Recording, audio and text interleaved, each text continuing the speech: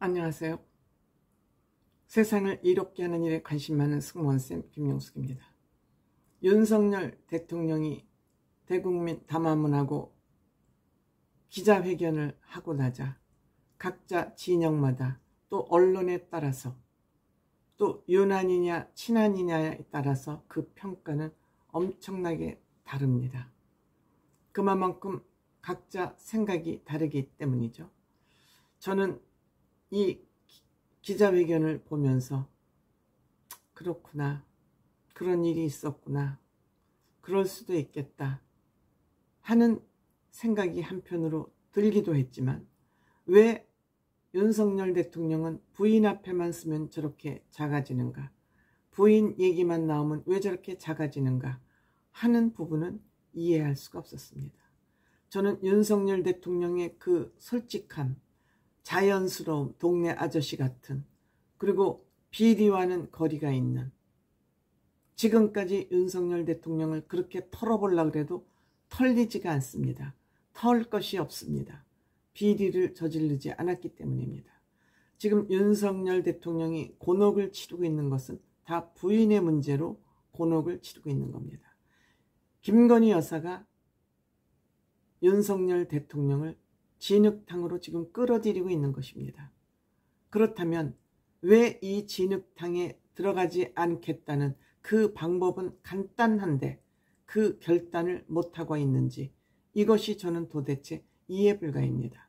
윤석열 대통령 고집도 세고 자기 주장도 셉니다. 자기 주장과 고집이 있기 때문에 하고 싶은 말도 많은 것입니다. 자기만의 생각이 있기 때문에 그 생각을 주변에게 펼치고 주변을 설득하고 싶은 겁니다.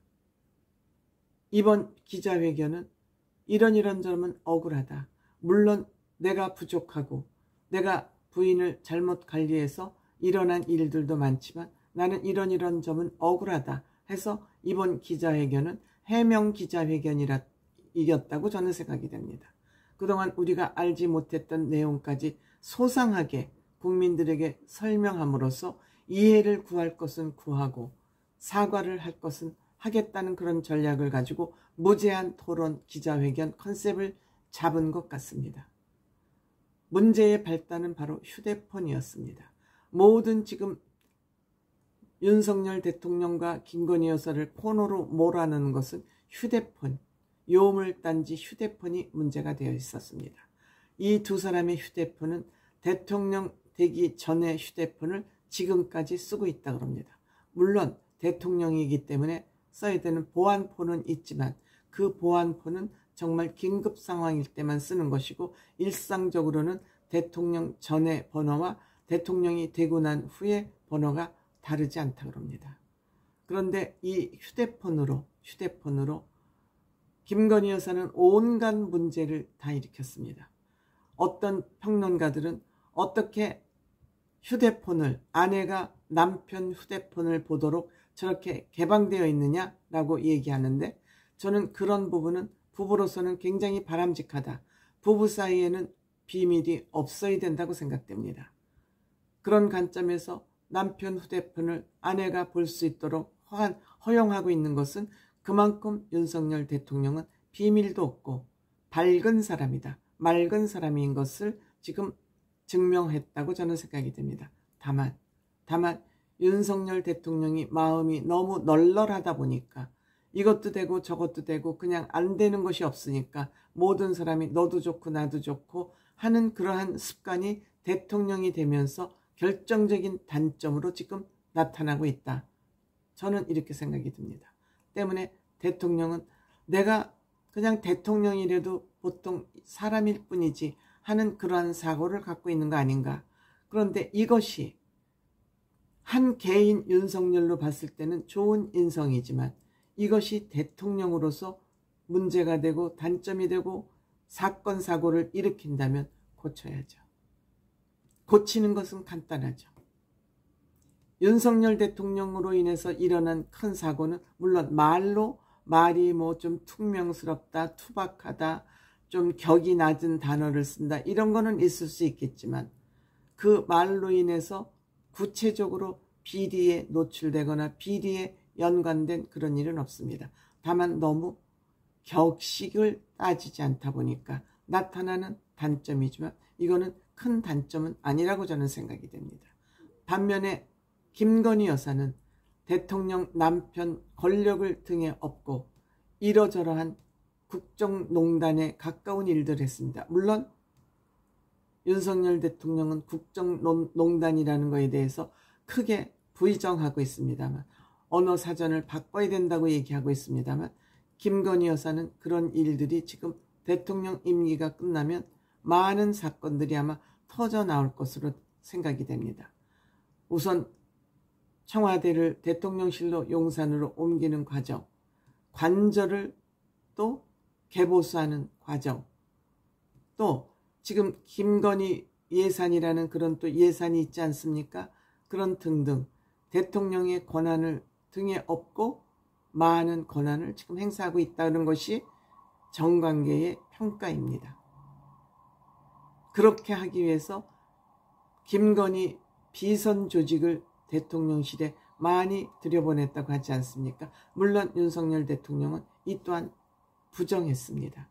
그렇지만 암암리의 그 청와대 대통령실, 청와대가 아니라 대통령실에서 근무하는 사람들의 면면을 보면 다 인연들이 있습니다.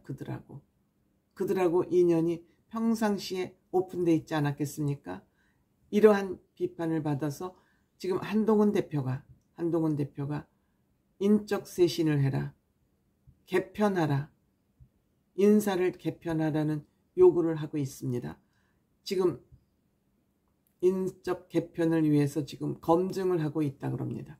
물론 윤석열 대통령 이번에 윤석열 대통령을 향해서 한동훈 대표가 했던 요청을 몇 개는 지금 받아들이고 있는 것 같습니다. 다만 그 요청을 받아들이는 과정에서 추경호 원내대표를 별도로 부른다거나 또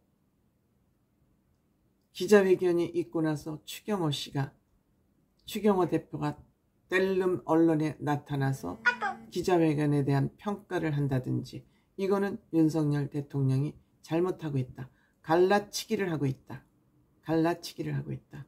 물론 이것이 윤석열 대통령의 의중인지 김건희 여사의 의중인지는 잘 모르겠습니다만, 윤석열 대통령은 선이 굵기 때문에 이런 데까지는 관여하지 않을 것으로 압니다. 그렇다면 그것은 김건희 여사가 한동훈 장관에게 나쁜 감정을 가지고 있기 때문에 갈라치기를 하고 있다. 많은 사람들이 이렇게 평가를 또한 하고 있습니다. 윤석열 대통령, 한동훈 대표의 건의를 받아들이는 것도 아주 없지 않습니다. 제2부속실 지금 만들고 있는데 실무 최고 책임자 임명했다 그럽니다. 이름까지 나왔습니다.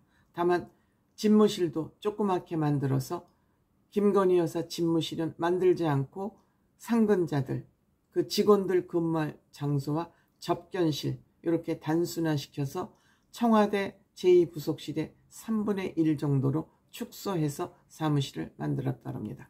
또한 이번 남미 순방할 때 동행하지 않는다 그럽니다. 근데 일각에서는 김건희 여사를 남미에 동행하기 위해서 이번 기자회견을 부랴부랴 급조했다고 그런 비난을 했습니다만 이번에 동행하지 않는다 그럽니다. 이 정도면 지금 윤석열 대통령 국민의 여론을 지금 유심히 지켜보고 있다. 또한 두 사람의 전화번호 바꾸겠다 그랬습니다. 아무 전화나 받지 않겠다는 외부하고의 단절을 선언한 것입니다.